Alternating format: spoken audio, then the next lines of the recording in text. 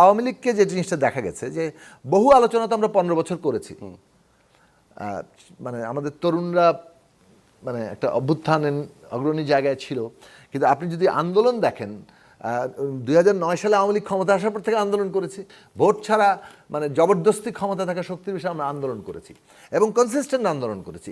তাদেরকে কম বোঝানো হয় না এই টকশোগুলোতে কিংবা মানে ইনফরমাল সমস্ত জায়গা থেকে, তারা কিছুই শোনে নেই। বরং দেখা গেছে একটা দেউলিয়া নেতিবাচক রাজনীতি তাদের মধ্যে আছে। তাদের মধ্যে প্রবণতাটা হচ্ছে বিভাজন করে ত্রাসের রাজত্ব কায়েম করে একটু দমন পীড়ন করে ক্ষমতায় থেকে গেলে এটাই হচ্ছে মানে ব্যাটাগিরি।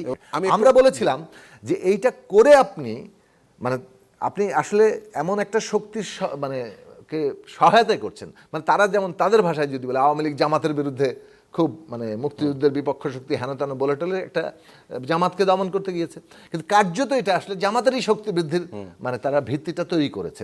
এবং আওয়ামী লীগের এখনকার পলিসিও দেখেন, তারা মনে করে যে জামাত ইসলামী যদি পাওয়ারে আসে তাহলে দেখা যাবে যে মানে শেখ হাসিনা বলবে দেখছো আমি না থাকলে দেখো আমি না থাকলে জামাত ক্ষমতায় থাকে। বরং অনেক ক্ষেত্রে উল্টো স্রোতে হেঁটেছে। দ্যাটস ওয়াই পিপলের মধ্যে কিন্তু ক্ষোভটা তৈরি হয়েছে।